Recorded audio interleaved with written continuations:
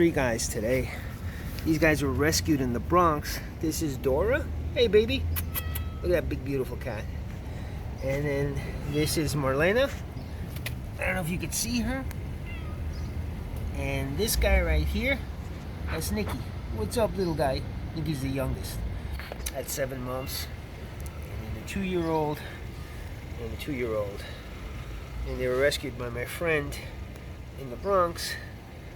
But I'm jumping in here to get the spay and neuter. Marlena, baby, are you? Oh, you got your back over there. It's hard to see because from this angle. All right, guys, I'm going to check you in so you guys can get spayed and neutered. It's afternoon. We got released from the A, but we got some bad, well, Dora here has ringworm, so she couldn't be spayed. And then I believe Nikki was neutered. I have to check the paperwork. So I'm not gonna,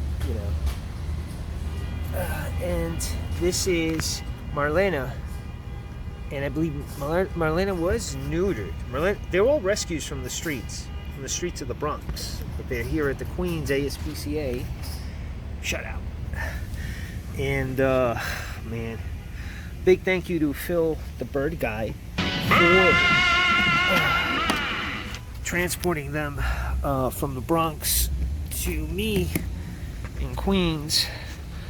And we'll see about taking them back, or I don't know what we'll do.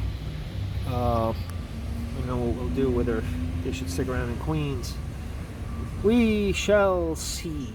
Dora, you're the one who's got to wait, and you're a little scratchy, so I'm hoping you'd be a little bit more patient, all right? Man, this is what sucks. Listen, I'm going to get on the soapbox here, because I know you're watching because you like cats. My whole argument with the people who snubbed Sliwa was that other issues. And when I asked the people who promoted other candidates specific questions about rescue, do you realize the logistics that goes into this? I mean, these cats were trapped by a friend in the Bronx who didn't have a vehicle. I've asked for drivers, and I've only had 2 people out of every animal person I know help me out. That's Val and Val McAndrews and Phil, the bird guy. And I love them and appreciate them both very much. But look at what goes on. Somebody has to trap them in another borough because they don't have access to the A. A trapper in Queens helps out. You've got 2 other rescuers who help drive. If I've got my own cats, if I can't hang on, and I got to go trap tonight. If I can't hang on to these guys because they're going to live in my bathtub, I might pass them off to colony caretaker. But look at all the resources. Do you think the logistics aren't a nightmare when you got to call up? The trapper has to coordinate with the caretaker. Like I said, I got to go pick up a trap at Mallory's tonight and go meet up with a caretaker, and I might have 4 cats in addition to my own cats until the ones that are neutered get returned to the Bronx. This is the reality of rescue. It's a logistics headache.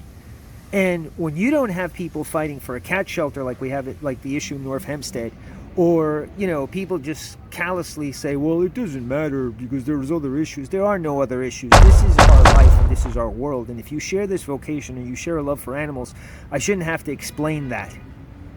This is the reality. This is the headache that goes into doing rescue.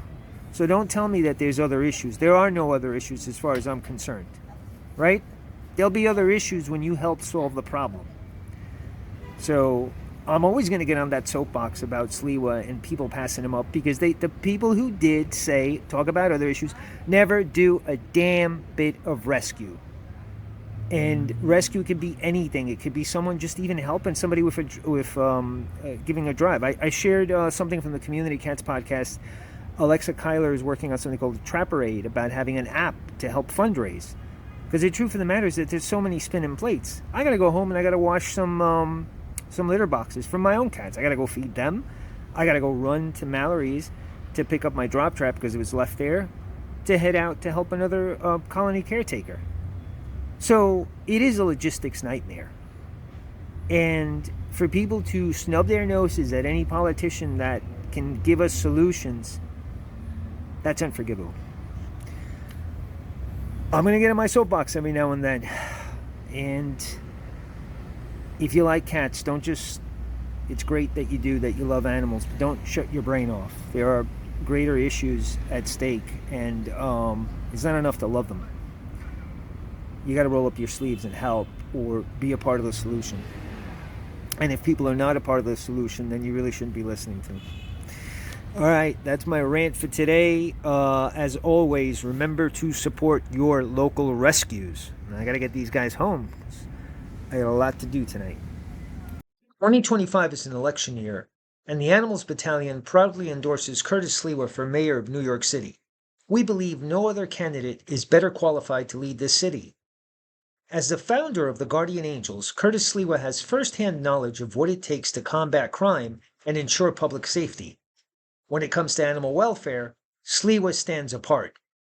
As a dedicated animal advocate, he shares his home with 14 rescued cats, feeds pigeons, hosts an animal welfare and rescue show, and is married to an experienced animal rescuer. Unlike other candidates, he has real hands-on experience in animal rescue.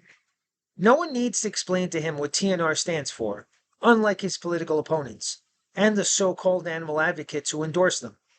Curtis Sliwa understands the challenges and urgency of animal rescue, making him the clear choice for those who care about both public safety and animal welfare.